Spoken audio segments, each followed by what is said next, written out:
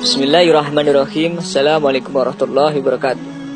Di bekas negara pecahan Uni Soviet, yaitu Uzbekistan, nama Presiden Soekarno sangat dihormati. Jika orang Muslim Indonesia datang berkunjung ke Uzbekistan, mengunjungi makam Imam Bukhari, maka akan diberi keistimewaan.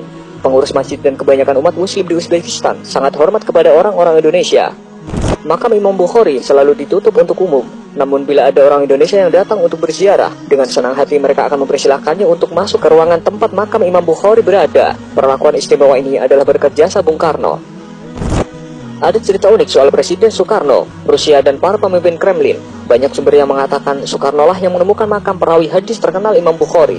Ceritanya, sekitar tahun 1961, pemimpin Uni Soviet Nikita Khrushchev mengundang Soekarno datang ke Moskow. Dia ingin memperlihatkan kepada Amerika Serikat kalau Indonesia berada di belakang blok timur. Saat itu, dunia memang sedang memanas antar persaingan negara blok barat, Amerika Serikat dan sekutunya melawan Uni Soviet. Soekarno pun menghadapi dilema.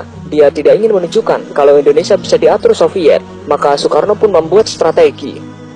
Dalam buku Total Bung Karno, karya Rosso Daras, diceritakan bahwa Bung Karno tidak mau begitu saja datang ke Moskow. Bung Karno tahu kalau Indonesia terjebak, yang paling rugi dan menderita adalah rakyat Indonesia. Bung Karno tidak mau membawa Indonesia ke dalam situasi yang tidak menguntungkan. Bung Karno juga tidak mau Indonesia dipermainkan oleh negara manapun. Maka Bung Karno mengajukan syarat. Dialog pun terjadi antara Bung Karno dan Khrushchev. Saya mau datang ke Moskow dengan satu syarat mutlak yang harus dipenuhi. Tidak boleh tidak, kata Bung Karno. Khrushchev pun balik bertanya, apa syarat yang Paduka Presiden ajukan? Bung Karno menjawab, temukan makam Imam Bukhari, saya ingin menziarahinya.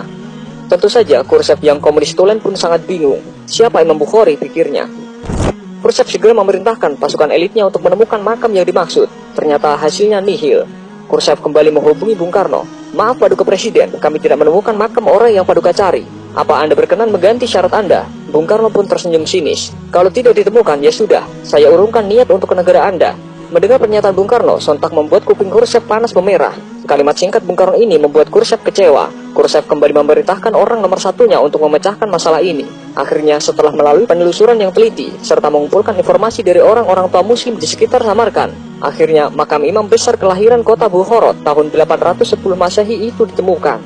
Imam Bukhari yang memiliki jasa begitu besar bagi agama dan umat Muslim itu dimakamkan di Samarkand pada tahun 870 Masehi.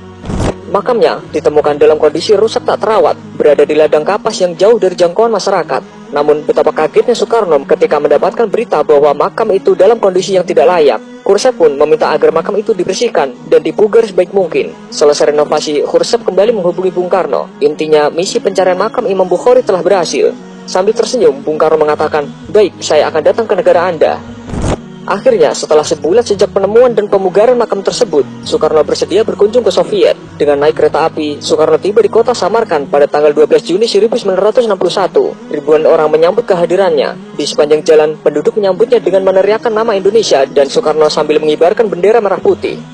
Sehari sebelumnya, puluhan ribu orang juga menyambut kehadiran pemimpin besar revolusi Indonesia ini di kota Tashkent, ibu kota Uzbekistan. Indonesia adalah satu-satunya negara yang hingga kini sangat dihormati oleh penduduk Uzbekistan dan Samarkand khususnya. Sejak Bung Karno tiba pada malam hari, beliau langsung membaca Al-Quran sampai pagi hingga beliau tidak tidur. Saat ditemukan makam dalam kondisi tidak terurus, Soekarno meminta pemerintah Uni Soviet agar segera memperbaikinya. Ia bahkan sempat menawarkan agar makam dipindahkan ke Indonesia apabila Uni Soviet tidak mampu merawat dan menjaga makam tersebut. Dengan emas seberat makam Imam Bukhari akan diberikan sebagai gantinya. Versi lain yang berkembang di Uzbekistan menyebutkan berkat Soekarno, makam Imam Bukhari dipugar besar-besaran. Dulunya makam itu tidak terlihat kemegahannya, tetapi jelang ziarah Soekarno, makam dibersihkan dan direnovasi hingga tampak megah. Sejak saat itu, pihak Barat pun menilai kunjungan Soekarno ke Moskow tak hanya untuk urusan politik, melainkan juga ziarah. Dan hal ini juga menunjukkan kepada mata dunia bahwa Indonesia tidak bisa diatur.